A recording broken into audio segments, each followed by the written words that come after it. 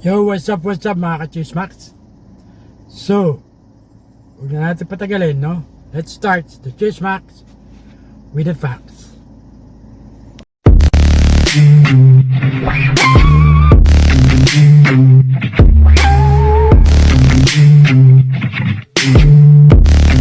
Kapag hindi ako pinatakbong senador ng COMELEC, lahat ng mga taong involved na ako ay i-disqualified sa pagiging mahirap, ay isinusumpa ko ang mga taong yon at idideklara ko na pinakawala kayong kwentang ahensya ng gobyerno.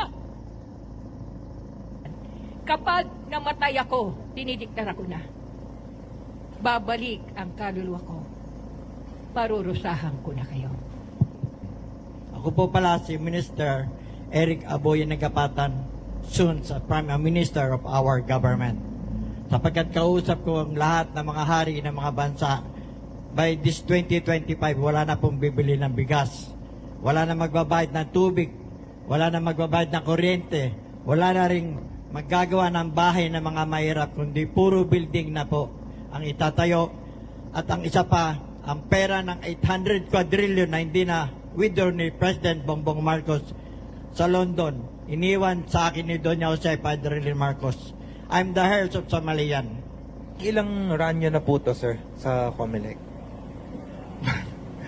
Pag-apas na yata, 5. My last is for President.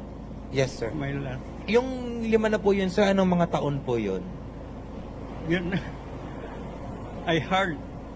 It's hard for me to recall kung mga ilang taon na yun. Mayroon ka na bang naisip na unang panukalang batas na gagawin sakali manalo ka bilang senador?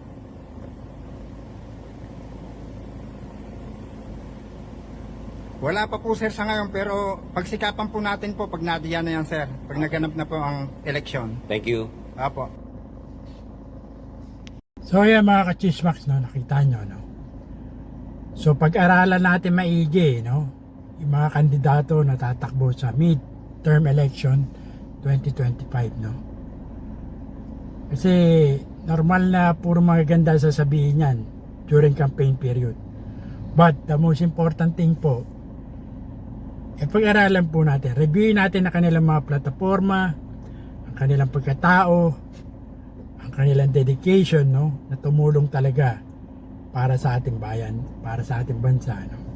Makikita natin pare-parehas yan, puro magaganda ang sasabihin yan, walang pangit, which is normal, no, during campaign period. But the most important thing is the authenticity, no, na nanggagaling talaga sa puso, no, na nanggagaling talaga sa kabuturan ng kanilang puso,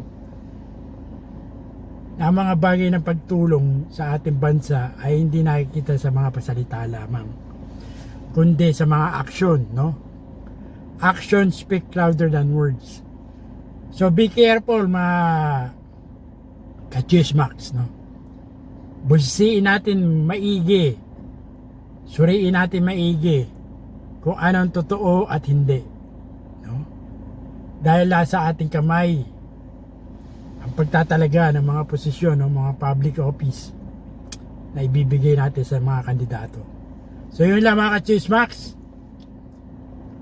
vote wisely, no?